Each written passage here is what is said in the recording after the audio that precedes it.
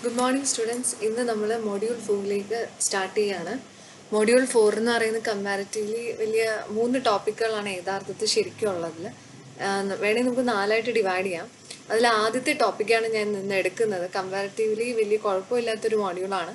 പിന്നെ ഇതിൻ്റെ തിയറി പഠിച്ചു കഴിഞ്ഞാൽ എങ്ങനെ പോയാലും ആ ടോപ്പിക്കുകളിൽ നിന്ന് ഉറപ്പായിട്ട് 2-3 ചോദ്യങ്ങളാണ്. അപ്പം നമുക്കത് ആൻസർ ചെയ്യാൻ പറ്റുന്ന ഒരു മൊഡ്യൂളാണ്. അധികം ഡെറിവേഷൻസ് ഒന്നുമില്ല, ചെറിയ ഒരു ഡെറിവേഷൻസ് ഒഴിച്ച് ബാക്കി വലിയ കുഴപ്പമില്ലാത്തൊരു മോഡ്യൂളാണ്. അപ്പോൾ നിങ്ങൾക്ക് സ്കോർ ചെയ്യാൻ പറ്റുന്ന ഒരു സെക്ഷൻ ഇവിടെയാണ്. അപ്പോൾ ആദ്യത്തെ ടോപ്പിക്കാണ് സോളിഡ് സ്റ്റേറ്റ് മൈക്രോവേവ് ഡിവൈസസിലെ ഫസ്റ്റ് ടോപ്പിക്കാണ് മൈക്രോവേവ് ബൈപോളാർ ട്രാൻസിസ്റ്റർ. ഇത് മൈക്രോവേവ് ബൈപോളാർ ട്രാൻസിസ്റ്റർ എന്ന് പറയുന്നത് വ്യത്യാസം ഇത്രേ വരുന്നുള്ളൂ, മൈക്രോവേവ് സിഗ്നൽസിന് വേണ്ടിയുള്ളതാണ്. നമ്മൾ സാധാരണ ഒരു ട്രാൻസിസ്റ്ററിൻ്റെ വർക്കിംഗ് പഠിച്ചപ്പം നമുക്കറിയാം ട്രാൻസിസ്റ്ററിൽ 3 ടെർമിനലുണ്ട്, എമിറ്റർ, ബേസ്, കളക്ടർ. അതേ കൺസെപ്റ്റ് തന്നെയാണ് ഇവിടെയും വരുന്നത്. പക്ഷേ ഇവിടെ ആകെ ഒരു വ്യത്യാസം വരുന്നത് കൺസ്ട്രക്ഷൻ ഡീറ്റെയിൽസിലും പിന്നെ അതിൻ്റെ ജോമെട്രിക് ഡീറ്റെയിൽസിലും കുറച്ച് വ്യത്യാസങ്ങളുണ്ട്. അപ്പോൾ ഇവിടെ നമ്മൾ കൺസിഡർ ചെയ്യുന്നതെന്ന് അപ്പോൾ ആ ഒരു ബാക്കി കൺസെപ്റ്റ് വൈസ് ഒക്കെ സെയിം തന്നെയാണ്. എമിറ്റർ, ബേസ്, എമിറ്ററിൽ ഇൻപുട്ട് കൊടുക്കുന്നു, കറണ്ട് ഫ്ലോ നടക്കുന്നു, ആ കൺസെപ്റ്റുകളെല്ലാം സെയിം ആണ്. പക്ഷെ കുറച്ചൊരു സ്ട്രക്ചറൽ വ്യത്യാസവും ഡോപ്പിങ്ങിലൊക്കെ കുറച്ച് വ്യത്യാസങ്ങളുണ്ട്. അതാണ് നമ്മൾ ഡിസ്കസ് ചെയ്യാൻ പോകുന്നത്. So microwave bipolar transistor എന്ന് പറഞ്ഞാൽ it is a non-linear device which is mostly silicon NPN type ആണ്. NPN type തന്നെയാണ് ട്രാൻസിസ്റ്റർ.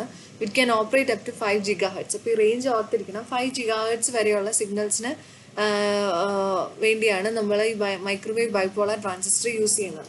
ഇതിൻ്റെ ജോമെട്രി എന്ന് പറയുന്നത് നമുക്ക് 3 രീതിയിൽ കാറ്റഗറൈസ് ചെയ്യാം. ഈ 3 ജോമെട്രി നമ്മൾ അറിഞ്ഞിരിക്കേണ്ടതാണ്. ഒന്ന് ഇന്റർ ഡിജിറ്റേറ്റഡ്, അടുത്തത് ഓവർലേ, അടുത്തത് മെട്രിക്സ് ജോമെട്രി.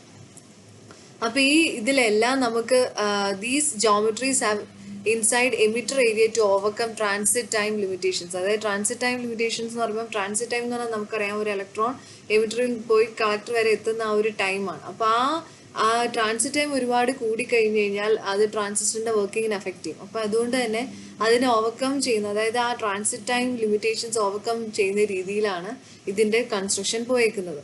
ഓക്കെ, അപ്പോൾ ഇതിനകത്ത് 3 രീതിയിലുള്ള കോൺഫിഗറേഷൻ ആണുള്ളത്. ഒന്ന് ഇന്റർ ഡിജിറ്റേറ്റഡ് ജോമെട്രി, അടുത്തത് ഓവർലേ ജോമെട്രി, മൂന്നാമത് മെട്രിക്സ് ജോമെട്രി. അതെന്താണ് ഇന്റർ ഡിജിറ്റേറ്റഡ്, എന്താണ് ഓവർലേ എന്നുള്ളതാണ് ഈ കാണിച്ചേക്കുന്നതാണ്. So this is the interdigitated geometry.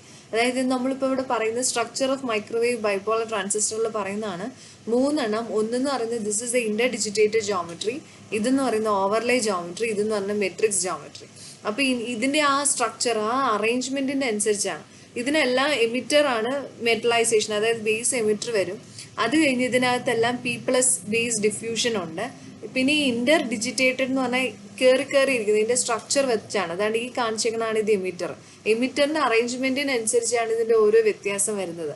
അപ്പോൾ ഈ ഒരു ഇതെന്ന് പറഞ്ഞാൽ നമ്മുടെ ഫിംഗർ പോലെ ചിന്തിച്ചാൽ മതി. നമ്മുടെ ഫിംഗേഴ്സ് ക്രോസ് ആയിട്ട് നമ്മൾ കണക്ട് ചെയ്യുമ്പോൾ ഇരിക്കുന്ന പോലെയാണ് ഇന്റർ ഡിജിറ്റേറ്റഡ് സ്ട്രക്ചർ. അപ്പോൾ ഇതിൻ്റെ അറേഞ്ച്മെൻ്റ് ആണ് ഈ കാണിച്ചേക്കുന്നത്. ഓവർലേ എന്ന് പറഞ്ഞാൽ ഇത് മേളിൽ ഇങ്ങനെ നമ്മളിപ്പം ടൈൽസ് ഒക്കെ ലേ ചെയ്യത്തില്ല, അതുപോലെയാണ് ഇവിടെ എമിറ്ററിൻ്റെ അറേഞ്ച്മെൻറ്റ് വന്നേക്കുന്നത്. അതാണ് ഈ ഓവർലേ. പിന്നെ മെട്രിക്സ് എന്ന് പറഞ്ഞു കഴിഞ്ഞാൽ ക്രോസ് ആയിട്ടാണ്, ഈ അറേഞ്ച്മെൻറ്റ് ബേസിസിലാണ്, ക്രോസ് ആയിട്ടുള്ള അറേഞ്ച്മെൻ്റ് ആണ് ഈ കാണിച്ചേക്കുന്നത്. So this is the matrix arrangement. അപ്പോൾ ഈ 3 പടങ്ങളാണ് നമ്മൾ പഠിച്ചു വെക്കേണ്ടത്. ഒന്ന് ഇന്റർ ഡിജിറ്റേറ്റഡ്, ഇതെല്ലാം സർഫസ് ജോമെട്രിയാണ്. അതായത് നമുക്കറിയാം NPN ട്രാൻസിസ്റ്റർ ആണ്. അപ്പോൾ ഞാൻ പറഞ്ഞു ഇതിനകത്തുള്ള വ്യത്യാസം എന്ന് പറഞ്ഞാൽ ഇതിൻ്റെ അറേഞ്ച്മെൻറ്റിനനുസരിച്ചാണ്. അപ്പോൾ 3 രീതിയിൽ ഈ മൈക്രോവേവ് ബൈപോളാർ ട്രാൻസിസ്റ്ററിൻ്റെ നമുക്ക് സ്ട്രക്ചറിൻ്റെ രീതി പറയാം. ഒന്ന് ഇന്റർ ഡിജിറ്റേറ്റഡ്, അടുത്തത് ഓവർലേ, മൂന്നാമത് മെട്രിക്സ്. ഈ 3 കേസസും ഓരോ ആപ്ലിക്കേഷൻ പോയിന്റ് ഓഫ് വ്യൂലാണ്. ഈ പടങ്ങൾ വരയ്ക്കാൻ നിങ്ങൾ പഠിച്ചു വെക്കണം. സ്ട്രക്ചർ ഓഫ് ബൈപോളാർ ട്രാൻസിസ്റ്റർ ചോദിച്ചു കഴിഞ്ഞാൽ ഈ പടമാണ് വരയ്ക്കേണ്ടത്. ഓക്കെ, ഇനി നമ്മൾ കൺസിഡർ ചെയ്യുന്ന ഇത് എവിടെയൊക്കെയാണ് യൂസ് ചെയ്യുന്നത്. അപ്പോൾ ഇന്റർ ഡിജിറ്റേറ്റഡ് മെട്രിക്സ് എന്ന് പറഞ്ഞ ഒരു മെഷ് ടൈപ്പാണ് നമ്മളിവിടെ കൺസിഡർ ചെയ്യുന്നത്. അപ്പോൾ ഇത് ബേസിക്കലി ഇതിനെ പറയുന്നത് സർഫസ് ജോമെട്രി എന്നാണ്. അപ്പോൾ സർഫസ് ജോമെട്രി എന്ന് പറയുമ്പം ഇന്റർ ഡിജിറ്റേറ്റഡ് എവിടെയാണ് യൂസ് ചെയ്യുന്നതെന്ന് പറഞ്ഞാൽ it is mainly used for small signal application in L, S and C bands. നമുക്കറിയാം മൈക്രോവേവിൽ പല ബാൻഡുകളുണ്ടെന്ന്. അപ്പോൾ മൈക്രോവേവിൽ L, S, C ബാൻഡിലാണ് യൂസ് ചെയ്യുന്നതെങ്കിൽ ആ റേഞ്ചിലുള്ള ഫ്രീക്വൻസിയാണ് നമ്മൾ ഓപ്പറേറ്റ് ചെയ്യണമെങ്കിൽ നമ്മൾ യൂസ് ചെയ്യേണ്ട ജോമെട്രി എന്ന് പറയുന്നത് ഇന്റർ ഡിജിറ്റേറ്റഡ് ആണ്. ഇനി matrix geometry or mesh geometry. Matrix geometry ഏതാണെന്ന് മനസ്സിലായാലും അതാണ്ട് ഇതാണ്. ഇതൊരു മെഷ് ആയിട്ടുള്ള രീതിയിലല്ല ഇരിക്കുന്നത്, ക്രോസ് ആയിട്ട്. അതുകൊണ്ടാണ് ഇത് മെട്രിക്സ് ഓർ മെഷ് ജോമെട്രി എന്ന് പറയുന്നത്.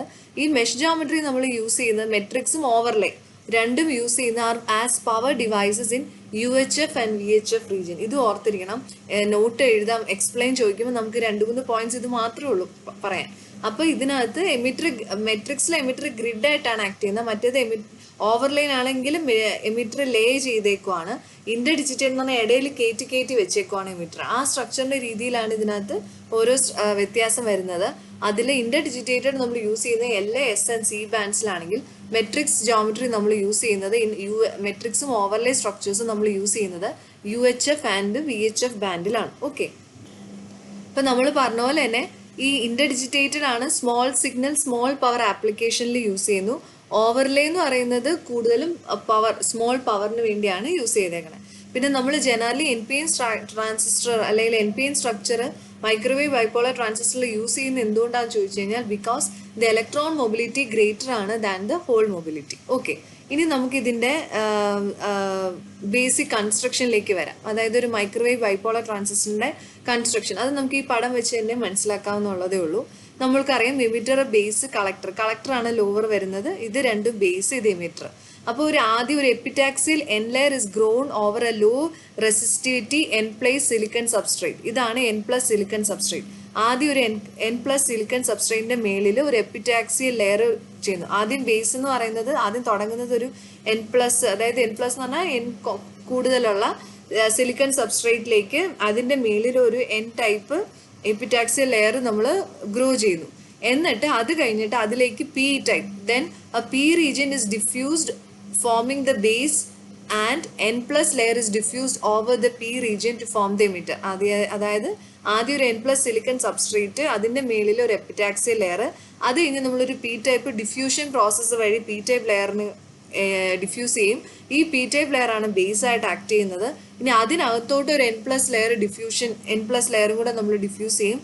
അതാണ് എമിറ്റർ ആയിട്ട് ആക്ട് ചെയ്യുന്നത്. അപ്പോൾ ബേസ് ആയിട്ട് ആക്ട് ചെയ്യുന്നാലല്ലേ NPN ആവുള്ളൂ. അതാണ് N ടൈപ്പ് നമുക്ക് എമിറ്റർ ആക്കണല്ലോ. അപ്പോൾ ഒരു Pക്കകത്താണ് ഒരു N+ ഡിഫ്യൂസ് ചെയ്യുന്നത്. P ആണ് ബേസ് ആയിട്ട് ആക്ട് ചെയ്യുന്നത്. അപ്പോൾ കളക്ടർ എന്ന് പറയുന്നതാണ് ഈ റീജിയൻ.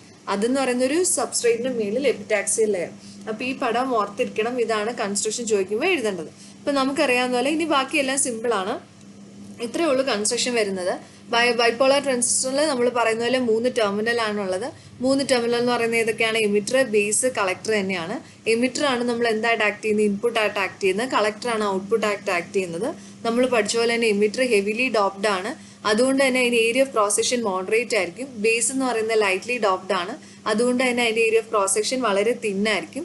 കളക്ടർ ആണ് ഏറ്റവും ലാർജ്. കാരണം എന്തുകൊണ്ടാണ്? കളക്ടർ മോഡറേറ്റ്ലി ഡോപ്ഡ് ആണെങ്കിൽ അവിടെയാണ് നമ്മൾ ഔട്ട്പുട്ട് കളക്ട് ചെയ്യുന്നത്.